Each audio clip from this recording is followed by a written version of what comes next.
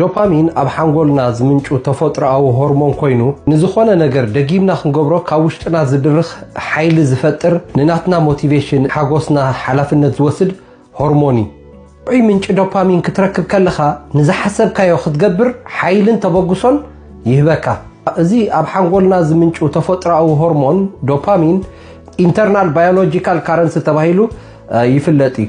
እዚ ከዓ ልክዕ ከምዚ ናይ ደጋዊ ዓለም ባጤራ እቲ ናይ ውሽጣዊ ዓለምና ባዮሎጂካል ካረንሲ ድማ ዶፓሚን ሆርሞን እናተባህለ እዩ ዝፍለጥ።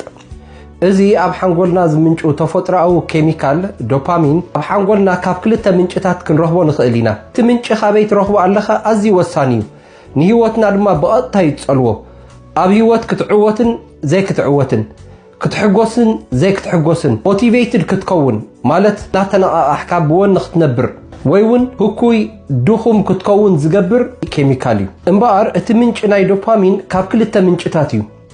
ጥዑይ ምንጭ ዶፓሚን እቲ ሕማቕ ምንጭ ዶፓሚን ማለት እዚ ጉድ ዶፓሚን and bad ዶፓሚን እናተባህሉ እዮም ዝፍለጡ። ስለዚ እቲ ጥዑይ ምንጭ ናይ ዶፓሚን ብስራሕ ዝርከብ ኮይኑ ብጸሎት ትምህርቲ ብምምሃር ሓድሽ ሞያ ብምዕባል ወይ ሓድሽ ሞያ ብምስልጣን ኣብ ሓንጎልካ ሓደ ዕላማ ወይ ሕልሚ ምስራጽ ብምንቅስቃስ ኣካላት ጂም ብምስራሕ ይኹን ብኻልእ ንጥፈታት እቲ ጥዑይ ዝኾነ ምንጭ ናይ ዶፓሚን ክርከብ ይከኣል ማለት እዩ። ስለዚ እዞም ንጥፈታት እዚኦም ነቲ ንነገራት ደጊምና ክንገብር ሓጎስና ሓላፍነት ዝወስድ ንናትና ሞቲቬሽን ማለት ተነቃቂሕና ብወኒ ክንነብር ዝሕግዝ ተፈጥሮኣዊ ሆርሞን ንዑ ብኣገባብን ብስርዓትን ስለ ዝጥቀሙሉ ብቐሊሉ ኣይሃልኽን እዩ ማለት እዩ።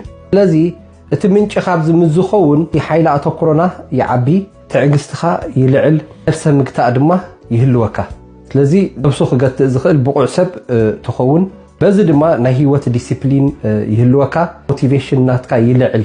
ዝተነቃቃሕካ ሞቲቬትድ ብዝኾንካሉ መጠን ድማ ናይ ምንባር ተስፋኻ ኣዝዩ ልዑል ይኸውን። ኣንጻሩ እቲ ምንጭ ካብቲ ሕማቕ ምንጭ ናይ ዶፓሚን ምዝኸውን ሓደ እዚ ማስተርቤሽን ማለት እዩ። ቱር ወልፊ ናይ ግብሮ ሕቡእ ምዝህልወካ፣ ሞባይል ስክሮሊን ቀጻሊ ሞባይልካ ስክሮል ገብር ትውዕል እንተለኹንካ፣ ጃንክ ፉድስ፣ ፖርኖግራፊ ብዙሕ ሙሉእ መዓልቲ ፖርኖግራፊ ፊልምታት ክትርኢ እንድሕር ደኣ ትውዕል ኮንካ፣ ጠላዕ ምጥላዕ፣ ሓሽሽ ከምኡውን ወልፊ ናይ ሴክስ ኣዲክሽን ማለት እዩ። ካልእ ሴክስ ኣዲክሽን ብዘይ ኣገባብ ማለት እዩ። እንተደኣኒ ኣቢዩስ ትገብሮ ሃሊኻ ናይ ሴክቹዋል ነገር ድማ ሕማቕ ምንጭ ናይ ዶፓሚን እዩ። እዞም ነገራት እዚኦም ቁልጡፍ ሓጎስ እዮም ዝህቡኻ፣ ዶፓሚን ግን ብዘይ ስርዓት ይህልኽዎን የባኽንዎን ማለት እዩ።